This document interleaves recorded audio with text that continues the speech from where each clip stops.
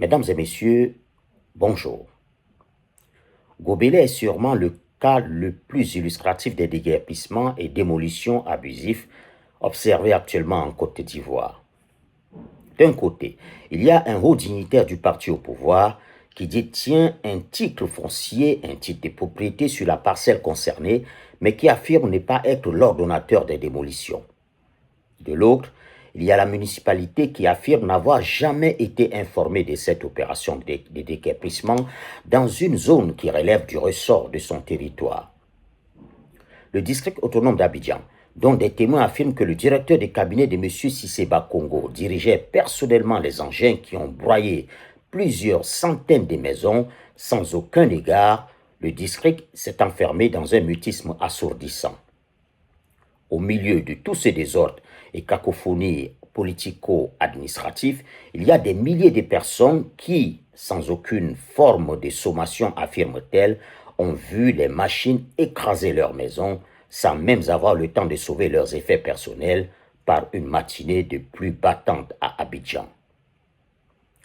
Avant de poursuivre avec ces teasers, cette annonce de la grande enquête que je vais publier sur cette affaire choquante et bouleversante, permettez que je fasse un peu de pédagogie religieuse à certains de nos dirigeants, du moins à ceux qui se considèrent comme des croyants. Que ce soit dans la Torah, dans la Bible comme dans le Coran, Dieu présente l'être humain comme sa créature la plus accomplie et celle dont il est le plus fier.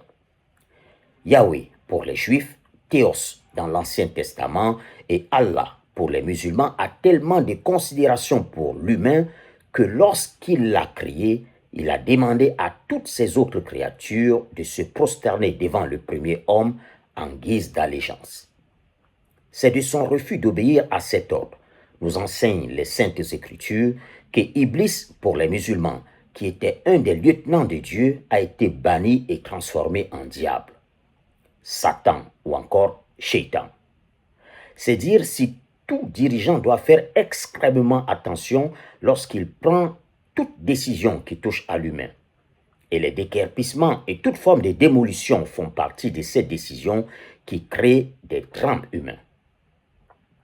Nous sommes de ceux qui croient que nous devrions tous un jour rendre compte de nos actes sur terre. Pour revenir au déguerpissement intervenu à Gobelais, mon enquête révèle des choses extrêmement graves.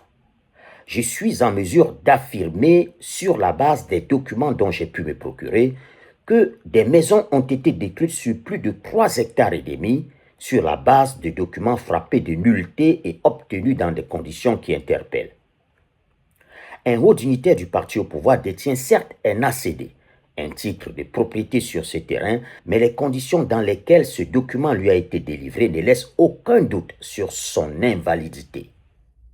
Le professeur Salou Touré, pour ne pas le citer, est tombé des nues lorsque je lui ai expliqué les nombreuses irrégularités qui font qu'il ne saurait légalement revendiquer la pleine propriété sur ce terrain, à plus forte raison de pouvoir en jouir.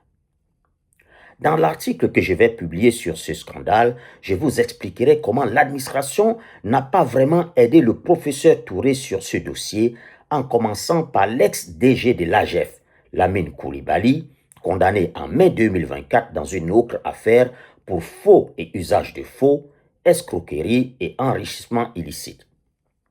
M. Coulibaly a été notamment reconnu coupable d'avoir souvent vendu des terrains classés comme des servitudes ou sur lesquels l'AGEF ne détenait aucun droit. C'est donc ce voyou et criminel qui a établi un document dans lequel il affirme que l'agence de gestion foncière a cédé les 35 000 m² plutôt de terrain de Gobelais à M. Salou Touré au prix, tenez-vous bien, de 52 539 000 francs CFA, soit 1500 francs CFA le mètre carré. C'est plus de 2000 fois la valeur de ces terrains dans cette zone de Cocody, située entre Atoban et les deux plateaux.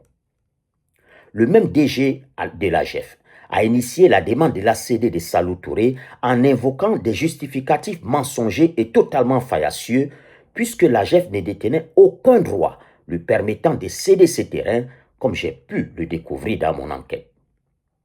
Dans le cadre de mon investigation, j'ai pu rencontrer le professeur Salou Touré qui s'est montré très disponible pour me recevoir dans sa résidence, alors que traditionnellement, les gens sur qui j'enquête ont plutôt tendance à m'éviter et à me fuir. Ce grand intellectuel n'avait donc rien à cacher et il a été d'une remarquable transparence en répondant sans langue de bois à toutes mes questions. Il était même très surpris, à travers les révélations que je lui faisais, de découvrir que les choses n'ont pas été faites dans les règles tout au long du processus qui allait aboutir à l'établissement d'un titre de propriété à son profit sur le site Gobelais. La grande révélation, c'est qu'il nous a affirmé n'avoir jamais été l'ordonnateur du déguerpissement. Pire, il l'a appris comme tout le monde. Mon article vous dira si le déguerpissement de Gobelais a suivi toute la procédure légale, car si les déguerpissements ne sont pas illégaux, ils sont soumis à une législation stricte qui s'applique autant à des privés qu'à l'État. Pour être plus concret, M. Cissé Ibrahim Bakongo, le tout-puissant gouverneur d'Abidjan ou tout autre représentant de l'État, ne peut procéder à des démolitions sans respecter la loi qui s'applique à tous.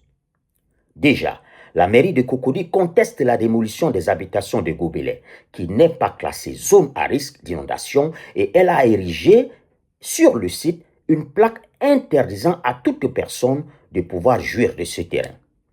Par ailleurs, j'ai découvert que ceux dont les habitations ont été détruites ont intenté une action au pénal en destruction de biens devant les tribunaux d'Abidjan contre Salou Touré, dont ils pensent, abusivement je dois le préciser, être le donneur d'ordre des casses de leur maison.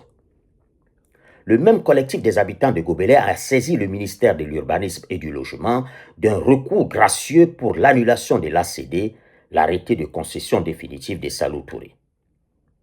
Ces sinistrés comptent saisir le Conseil d'État s'ils n'obtiennent pas l'annulation de ce document au niveau du ministère. Cette affaire est d'autant plus gênante qu'elle pourrait donner lieu à interprétation et même faire l'objet de récupération politique. En effet, M. Salou Touré, éminent mathématicien et ancien ministre de l'Éducation nationale de Félix Houphouët-Boigny, est un notable respecté de tous dans la Bagoué, sa région natale. Mieux, Salou Touré est le président d'un lobby informel, un cercle des anciens qui souffle à l'oreille du président de la République, qui comprend des membres comme le général Abdoulaye Coulibaly, ancien pilote d'Houphouët-Boigny et quelques autres respectables personnalités influentes.